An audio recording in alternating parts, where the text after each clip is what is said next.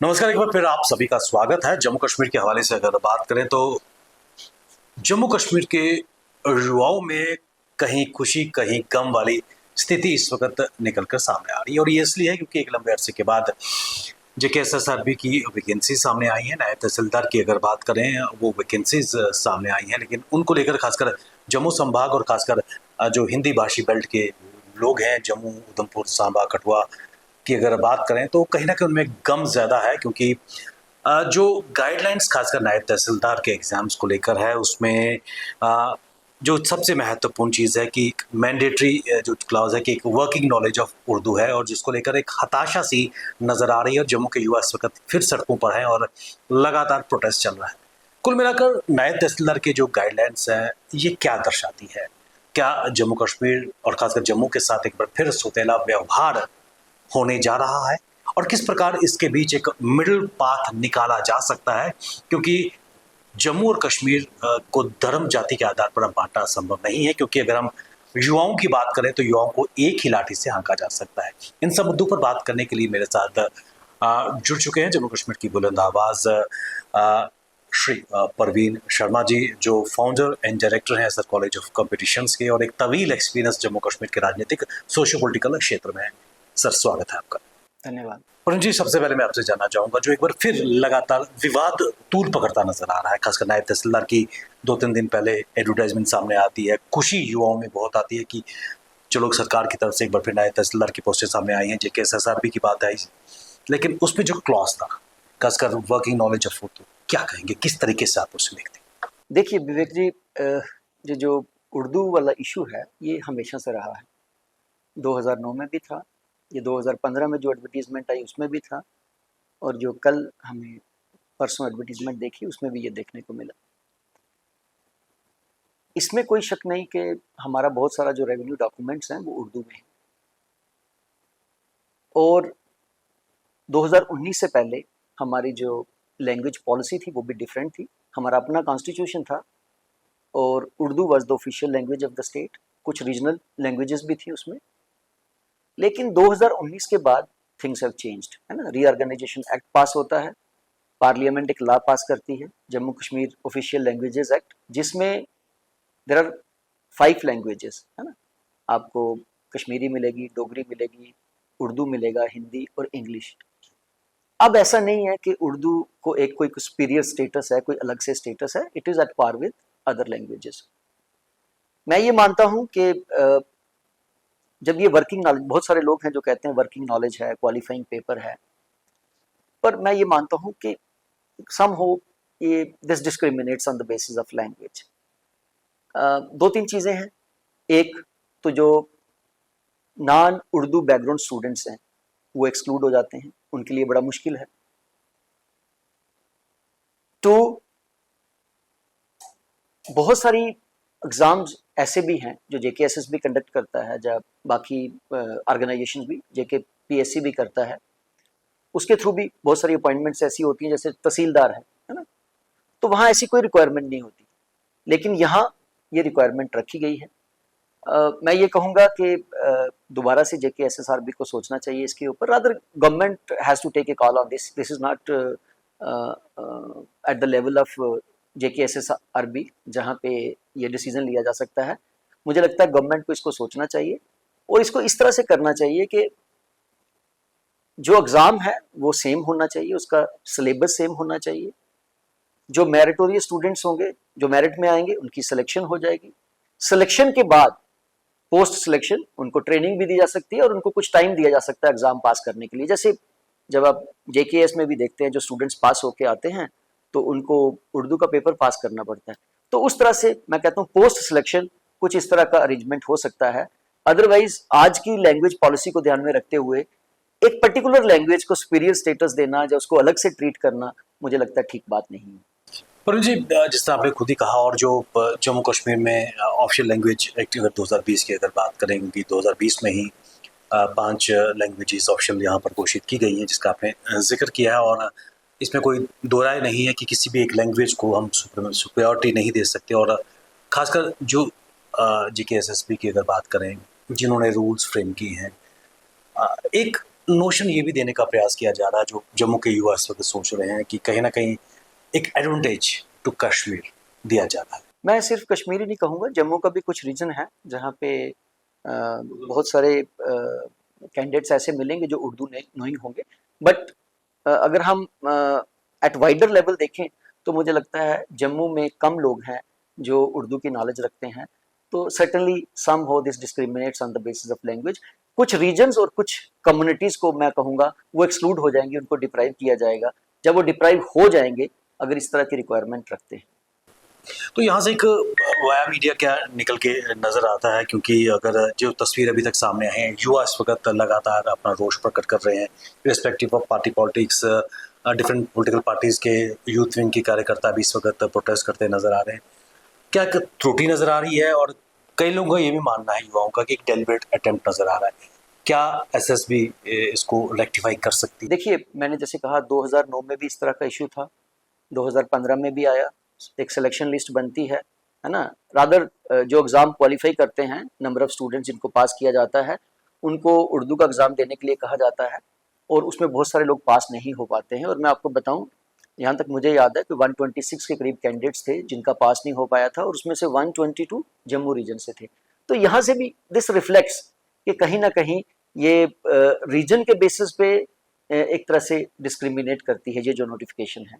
और एसएसबी तो मैंने जैसे पहले कहा खुद अपने लेवल पे तो कॉल नहीं ले सकती, but government can certainly take a call on this. और मैं आपको बताऊं, जब 2015 में जो नोटिफिकेशन आई थी, 2019 में जाके वो प्रोसेस कंक्लूड हुआ, उस वक्त भी शोर हुआ था। और उस वक्त जो एलजी थे उन्होंने कमिट भी किया था कि फ्यूचर में जो भी एग्ज़ाम होगा उसमें उर्दू कंपलसरी नहीं होगा। तो मुझे लगता है कि उन चीज़ों को भी अगर ध्यान में रखा जाए तो government can take a call on this. और जैसा मैंने कहा कि पोस्ट सिलेक्शन उसके बाद इनको ट्रेनिंग भी दी जा सकती है और इनके लिए उर्दू का एग्ज़ाम भी तब तक आप कंफर्म ना करें जब तक वो उर्दू का एग्ज़ाम पास नहीं कर लेते। देखो कुछ लोग कहते हैं क्या उर्दू सीखा जा सकता है क्वालिफाई करने के लिए, मैं इसको दूसरी तरीके से देखता हूँ क्योंकि मेरा काम यही है, तो इसलिए मैं उस पर थोड़ा बेटर कह पाऊंगा। There are two candidates preparing for this exam. One is Urdu knowing, another is who has no background of Urdu. जिसको उर्दू नहीं आता है उसको कुछ टाइम उर्दू पढ़ने के लिए देना है, और जो दूसरा कैंडिडेट है उसने सिर्फ बाकी कंपोनेंट्स को पढ़ना है। तो नेचुरली आप देखिए यहाँ एक एक नंबर पे इतना कंपटीशन रहता है, तो वहां आप एक नंबर ऑफ स्टूडेंट्स को किस तरफ लगा दिया कि आप उर्दू भी साथ साथ में आपको पढ़ना है, जबकि बहुत सारे स्टूडेंट्स को जो उर्दू जानते हैं उनको उर्दू नहीं पढ़ना है। तो यहाँ थोड़ा मुझे लगता है लेवल प्लेइंग फील्ड नहीं है। जितना कंपटीशन है, कुछ ही पोस्ट है, 75 पोस्ट हैं। मैं तो ये कहूँगा कि गवर्नमेंट को ये भी सोचना चाहिए कि एक तो इतने इतने सालों के बाद एग्जाम होता है और उसका कोई कोई मैं कहता हूँ किसी के सामने कोई टारगेट नहीं है कि एग्जाम कितनी देर में खत्म करना है। आप पिछली नोटिफिकेशंस देख लीजिए, बहुत सारी नोटिफिकेशंस हैं जिनका एग्जाम अभी तक नहीं हुआ। 2015 वाली नोटिफिकेशन जो निकली थी 19 या 20 में जाके कंक्लूड होता है। तो ऐसा नहीं होना चाहिए, ये सारा कुछ टाइम बाउंड मैनर में होना चाहिए। 6 months, 8 months, maybe 1 year, but it should not be like you are taking 4 years to complete the process. ऐसा नहीं होना चाहिए। तो नंबर ऑफ वैकेंसीज भी जो होती हैं, ऐसे कहा जाता है कि गवर्नमेंट में बहुत सारी पोस्ट हैं जो वेकेंट हैं, इलेक्शन के टाइम भी कहा गया, बाद में भी कहा गया, और गवर्नमेंट ने कमिटमेंट भी की कि जैसे ही हम लोग ऑफिस संभालेंगे तो हम इन वैकेंसीज को फिल करेंगे। लेकिन ऐसा हो नहीं रहा है। इतना बड़ा प्रोसेस करना और 75 पोस्ट के लिए they could have come up with more number, है ना, 150, 200 इतनी तो होनी चाहिए थी। बट एनीवे, अब जो भी है, मैं ये मानता हूँ कि सबके लिए एक लेवल प्लेइंग फील्ड होना चाहिए। और उर्दू का जैसे मैंने कहा ये बाद के लिए, अदरवाइज आल्सो अगर देखा जाए तो ये उस पॉलिसी को, जो हमारी नई लिंग्विस्टिक पॉलिसी है, उसको भी तो कॉन्ट्राडिक्ट कर रहा है। जहां हम कह रहे हैं कि there are 5 languages, official languages, और उन 5 में you are giving more credit or more, you can say, preference to one particular language. That should not be the case. So this otherwise also violates our language policy, official languages act जो है। इसके साथ साथ मैं कहूँगा हमारे fundamental right की भी, स्टूडेंट्स के फंडामेंटल राइट की भी वायोलेशन है। जहाँ हम equality of opportunity in public employment की बात करते हैं तो फिर अपॉर्चुनिटी का मतलब आप समझते हैं। इस चीज़ को मैं एक और तरीके से आपके सामने लाना चाहूँगा और आपसे आपके रिएक्शन पे जानना चाहूँगा। जम्मू कश्मीर की अगर बात करें, इसमें कोई दो राय नहीं है कि उर्दू फॉर्मर केंद्र शासित प्रदेश से होने से पहले जम्मू कश्मीर की अ, राज्य की भाषा थी, ऑफिशियल लैंग्वेज थी और जितना भी काम लगभग उर्दू में होता था। क्या उसको और, क्योंकि अब हम एक केंद्र शासित प्रदेश में पदार्पण कर चुके हैं, क्या उसको और डाइल्यूट करने की ज़रूरत है? बाकी लैंग्वेजेस को भी हम ऑफिशियल डॉक्यूमेंट के तौर पर यूज़ किया जा सकता है, या जो उर्दू का काम है, क्योंकि नायब तहसीलदार या फिर हायर लेवल्स की अगर बात करें तो उनके पास वो हिंदी या इंग्लिश में भी चीज़ें आ सकती हैं? देखिए, अगर हम नई लैंग्वेज पॉलिसी की बात करते हैं, जैसे हमने कहा कि देयर आर 5 लैंग्वेजेस, तो आज की डेट में डिजिटाइजेशन हो रहा है, जितनी भी ई गवर्नेंस की बात होती है, तो अगर आप देखिए, एक लैंग्वेज जो है इंग्लिश तो है ही है ना, और डॉक्यूमेंट्स जो हैं वो बाकी लैंग्वेजेस में भी बन रहे हैं। जब डॉक्यूमेंटेशन आप बाकी लैंग्वेजेस में भी कर रहे हैं, then why preference to a particular language, है ना? तो अब जितना भी नया काम हो रहा है, अब देखिए इंग्लिश और हिंदी को खूब सारा हम कहेंगे हर जगह यूज हो रही है। और जब हिंदी और इंग्लिश यूज हो रही है, हम ये नहीं कह रहे कि आप उर्दू को साइड पे रखिए, हम that is not the case. जब हम उर्दू की बात कर रहे हैं, अब ये मत सोचिए कि मैं उर्दू को अपोज कर रहा हूँ, मैं तो स्टूडेंट्स की बात कर रहा हूँ, है ना? There are number of students, कुछ उर्दू नोइंग है, कुछ उर्दू जिनको नहीं आता है, तो हम उनकी बात कर रहे हैं, हम उनकी तरफ से बोल रहे हैं। तो कोई उर्दू के अगेंस्ट नहीं है, but at the same time कोई उर्दू को आप अलग से ट्रीट नहीं कर सकते ना, अलग से उसको कोई सुपीरियर स्टेटस नहीं दे सकते, आप उसको प्रेफरेंस नहीं दे सकते ओवर अदर लैंग्वेजेस। सो हम क्या कर सकते हैं, जैसा मैंने बार बार कहा है कि हम इसके लिए बाद में एग्जाम रख सकते हैं, उनके लिए एक ट्रेनिंग रख सकते हैं। देखिए, तहसीलदार की हम बात करते हैं, ये नायब तहसीलदार, ही सबॉर्डिनेट टू तहसीलदार। नायब तहसीलदार के ऊपर तहसीलदार है और सारे उसकी जितनी भी एक्टिविटीज हैं उसको सुपरवाइज कौन कर रहा है? तहसीलदार। उसने तो उर्दू उसके लिए कंपलसरी नहीं था, उसने सीखा होगा बाद में, जब उसकी ट्रेनिंग होती है उर्दू सिखाया जाता है। एंड दिस इज हाउ, जो बड़े बड़े डिसीजन है वहां उर्दू जरूरत नहीं है, लेकिन आप कहते हैं कि यहाँ पे जरूरत है, ऐसा नहीं होना चाहिए। So it should B a kind of level playing field. तो ये जो हायरार्की में है कि भाई नीचे के लेवल में you need to know Urdu और ऊपर काम चल जाएगा, ऐसा नहीं है। चाहे कोर्ट्स की बात हो, चाहे पुलिस स्टेशन की बात हो, चाहे रेवेन्यू की बात हो, मुझे लगता है अब बाकी लैंग्वेजेस में बहुत सारा काम हो रहा है।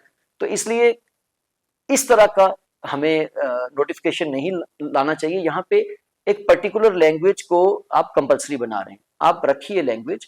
बट जैसे जब हम कहते हैं ना रखिए लैंग्वेज, ऐसा भी हो सकता है कि जैसे आप पेपर में देखिए, एक रीडिंग सेक्शन है, एक राइटिंग सेक्शन है।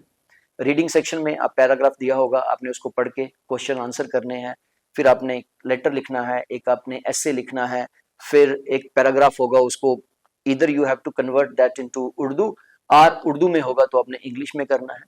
आप ऑप्शन दे दीजिए ना, इंग्लिश में है तो इधर इट शुड बी कन्वर्टेड इधर इनटू हिंदी और इनटू उर्दू, तो it makes some sense also.